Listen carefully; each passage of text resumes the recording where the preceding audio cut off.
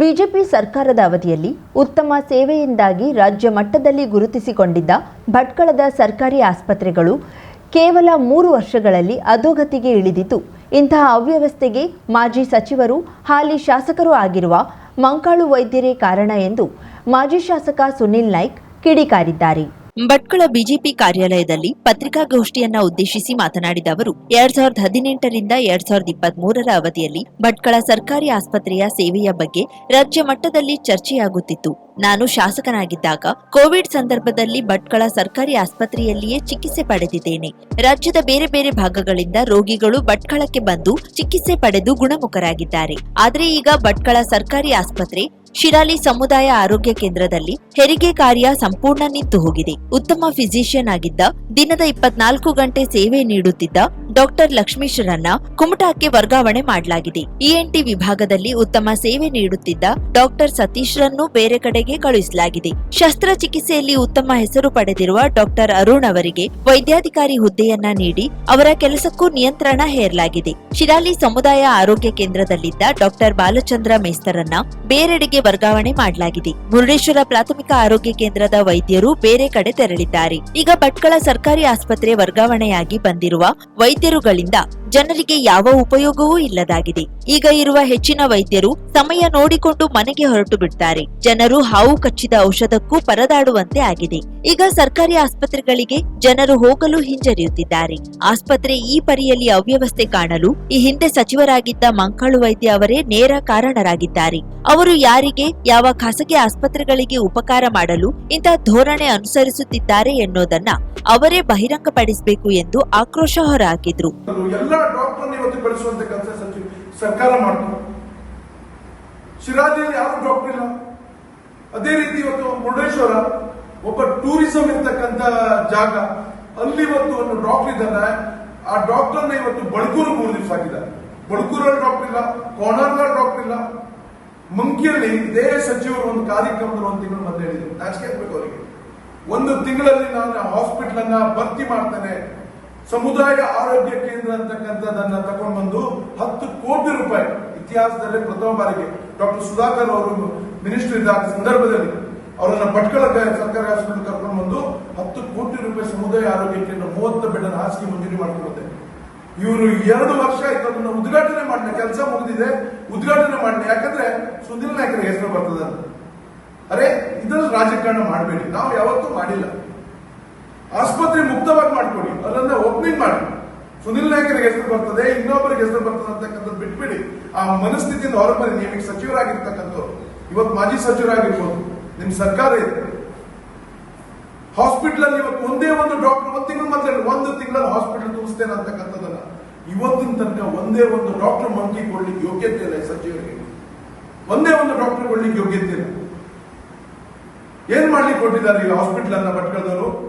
ಒಂದು ಪ್ರತಿ ದಿವಸ ಭಟ್ಕಳದಂತ ಕ್ಷೇತ್ರದಲ್ಲಿ 15-20 ಹೆರಿಗೆ ಆಗ್ತದೆ. ಇವತ್ತು 20 ಪೇಷಂಟ್ ಗೌರ್ಮೆಂಟ್ ಭಟ್ಕಳ ಹಾಸ್ಪಿಟಲ್ ಅಲ್ಲಿ ಇಲ್ಲ. ಇವತ್ತು ಹಾವು ಕಚ್ಚಿರ್ತಕ್ಕಂಥ ಪೇಷಂಟ್ ಔಷಧಿಗೆ ಇವತ್ತು ಹುಡುಕುವಂತ ಪರಿಸ್ಥಿತಿ ಆಗಿದೆ.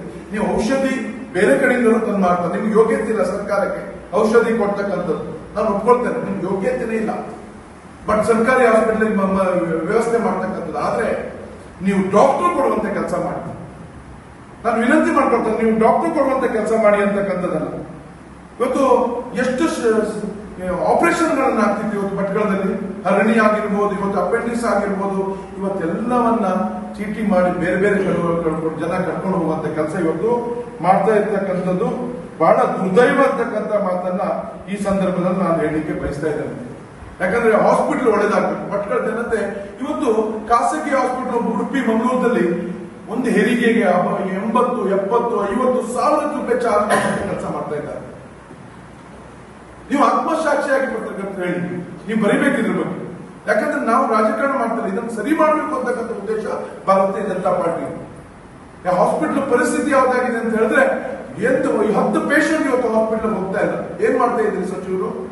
ಇದನ್ನು ಪ್ರಶ್ನೆ ಮಾಡುವಂತ ಕೆಲಸ ಮಾಡಬೇಕು ನೀವು. ಯಾಕಂದ್ರೆ ಇವತ್ತು ಹಾಸ್ಪಿಟಲ್ ಯಾವ ರೀತಿ ಹೊಲಸ ಆಗಿದೆ ಅಂತ ಹೇಳಿದ್ರೆ ಒಂದೇ ಒಂದು ವ್ಯವಸ್ಥೆಯನ್ನು ಸರಿ ಇಲ್ಲ. ಒಳ್ಳೆ ಡಾಕ್ಟರ್ ಇದ್ರು, ತುಂಬಿರ್ತಕ್ಕಂಥ ಕೊಡ ಇತ್ತು, ಅಲ್ಲಿ ತುಂಬಿದ ಕೊಡ ಅಂತಕ್ಕಂಥ ಮಾತನ್ನ ನಾನು ಹೇಳಲಿಕ್ಕೆ ಬಯಸ್ತೇನೆ. ಸರ್ಕಾರ ಚುನಾವಣೆಗೂ ಮುನ್ನ ಅಪಘಾತದಲ್ಲಿ ಅಸುನೀಗಿದ ಹೊನ್ನಾವರದ ನಿವಾಸಿಗಳ ಮನೆಗೆ ಹೋಗಿ ಮಲ್ಟಿ ಸ್ಪೆಷಾಲಿಟಿ ಆಸ್ಪತ್ರೆ ನಿರ್ಮಿಸುವುದಾಗಿ ಘೋಷಿಸಿದ್ದ ನೀವು ಚುನಾವಣಾ ಗೆಲುವಿಗಾಗಿ ಗಿಮಿಕ್ ಮಾಡಿದ್ದೀರಿ. ನಿಮ್ಮ ಮಲ್ಟಿ ಸ್ಪೆಷಾಲಿಟಿ ಮಣ್ಣು ಮುಚ್ಚಿ ಹೋಗಲಿ.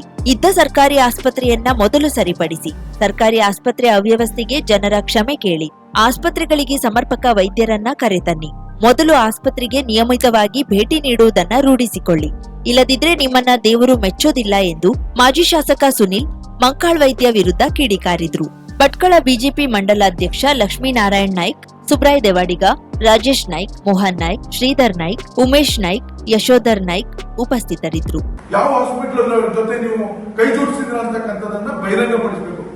ಸ್ವಾಮಿ ನೀವ್ ಏನ್ ಹೇಳಿದ್ರಿ, ನಾನು ಶಾಸಕ ಆಗ್ಬೇಕಾದ್ರೆ ಜನರಿಗೆ ಸುಳ್ಳು ಹೇಳಿ ನಾನು ಮಲ್ಟಿ ಸ್ಪೆಷಾಲಿಟಿ ಹಾಸ್ಪಿಟಲ್ ಮಾಡ್ತೇನೆ, ನಾನು ವೈಯಕ್ತಿಕ ದುಡ್ಡಲ್ಲಿ ಮಾಡ್ತೇನೆ ಅಂತಕ್ಕಂಥದನ್ನ ನೀವು ಬಡಾಯಿ ಮುಚ್ಕೊಂಡಿದ್ರಿ.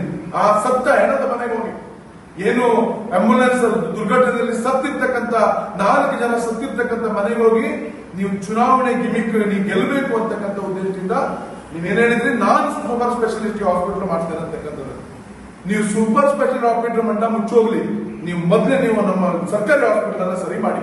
ನಾನು ನಿಮ್ಮನ್ನು ಕಲೆಗಳಿಂದ ಕೇಳ್ಕೊಳ್ತಾ ಇದ್ದೇನೆ.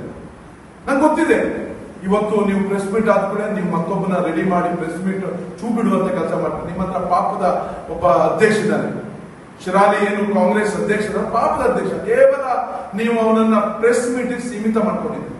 ಕೇವಲ ಪ್ರೆಸ್ ಮೀಟ್ಗೆ ಅವನನ್ನ ಹೋಗಿ ಇದೇ ನಮ್ಮ ಪ್ರೆಸ್ ಮೀಟ್ ಆದ್ರೂ ಸಂಜೆ ಅವನನ್ನು ಕಳ್ಸಿಕೊಡ್ತೀವಿ, ಮತ್ತೊಂದು ಪ್ರೆಸ್ ನೋಟ್ ಕೊಟ್ಟು ಅವನನ್ನ ಮಾಡಿ ಅಂತಕ್ಕಂಥ ಅವ್ರಿಗೆ ಏನೂ ಗೊತ್ತಿಲ್ಲ.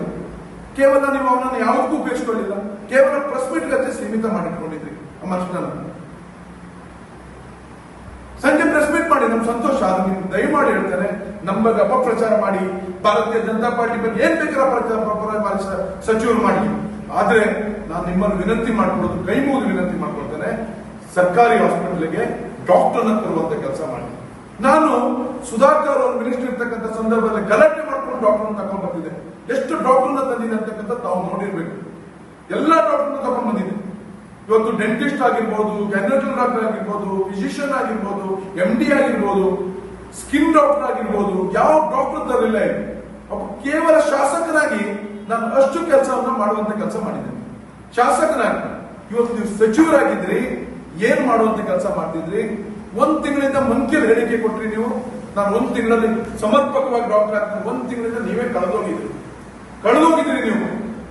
ನೀವು ಇದನ್ನ ಸರಿ ಮಾಡಿಕೊಂಡು ಭಟ್ಕಳ ಜನತೆ ಕ್ಷಮೆ ಕೇಳಬೇಕು. ನಾನು ಮಾಡೋದು ತಪ್ಪಾಯ್ತು ಅಂತ ನೀವು ಬಂದು ಭಟ್ಕಳ ಜನತೆ ಸರ್ಕಾರಿ ಹಾಸ್ಪಿಟಲ್ ಕೈ ಮುಗಿ ಕ್ಷಮೆ ಕೇಳಿ.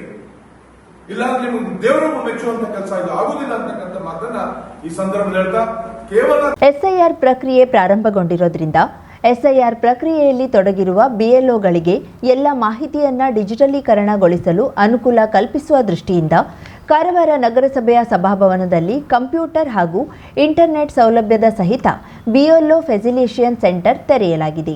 ಈ ಕುರಿತು ಕರಾವಳಿ ಮುಂಜಾವು ಡಿಜಿಟಲ್ಗೆ ಮಾಹಿತಿ ನೀಡಿದ ಕಾರವಾರ ನಗರಸಭೆ ಪೌರಾಯುಕ್ತ ಜಗದೀಶ್ ಹುಲ್ಗಜ್ಜೆ ಅವರು, ಮಂಗಳವಾರದಿಂದ ಎಸ್ಐಆರ್ ಪ್ರಾರಂಭವಾಗಿದೆ. ಕಾರವಾರ ನಗರ ವ್ಯಾಪ್ತಿಯಲ್ಲಿ 59 ಬಿಎಲ್ಒಗಳು ಮನೆ ಮನೆಗೆ ತೆರಳಿ ಎಸ್ಐಆರ್ ಸಂಬಂಧಿಸಿದ ಫಾರ್ಮ್ಗಳನ್ನು ವಿತರಣೆ ಮಾಡುತ್ತಿದ್ದಾರೆ. ಫಾರ್ಮ್ಗಳಲ್ಲಿ ಭರ್ತಿ ಮಾಡಲಾದ ಮಾಹಿತಿಯನ್ನ ಡಿಜಿಟಲೀಕರಣ ಮಾಡಲು ಕಾರವಾರ ನಗರಸಭೆ ಸಭಾಭವನದಲ್ಲಿ ವ್ಯವಸ್ಥೆ ಕಲ್ಪಿಸಲಾಗಿದೆ. ಸದ್ಯಕ್ಕೆ 6 ಕಂಪ್ಯೂಟರ್ಗಳನ್ನು ನೀಡಲಾಗಿದೆ. ಕಾರವಾರ ನಗರಸಭೆ ಸಿಬ್ಬಂದಿಗಳೂ ಕೂಡ ಬಿಎಲ್ಒ ಇರುವುದರಿಂದ ಅವರು ಬಳಕೆ ಮಾಡುವ ಕಂಪ್ಯೂಟರ್ಗಳನ್ನು ಕೂಡ ಈ ಕಾರ್ಯಕ್ಕೆ ಬಳಕೆ ಮಾಡಬಹುದಾಗಿದೆ.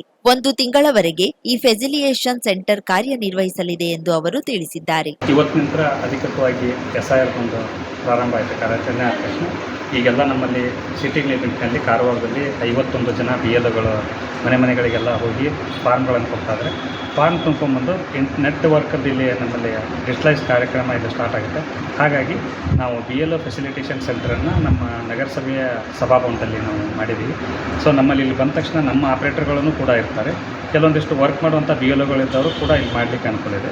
ಸೊ ಇಲ್ಲಿ ಡೆಡಿಕೇಟೆಡ್ ಆಗಿ ಅವರಿಗೆ ಒಂದು ಸಪ್ರೇಟ್ ಆಗಿ ಫೆಸಿಲಿಟೇಷನ್ ಸೆಂಟರ್ ಒಟ್ಟು ಎಷ್ಟು ಸಿಸ್ಟಮ್ ಕೊಟ್ಟಿದ್ದೀವಿ ಸರ್? ಇಲ್ಲಿ ಟೋಟಲ್ 6 ಸೆಂಟರ್ಗಳು 6 ಇದನ್ನು ಕೊಟ್ಟಿದ್ದೀವಿ ಕಂಪ್ಯೂಟರ್ಸನ್ನು.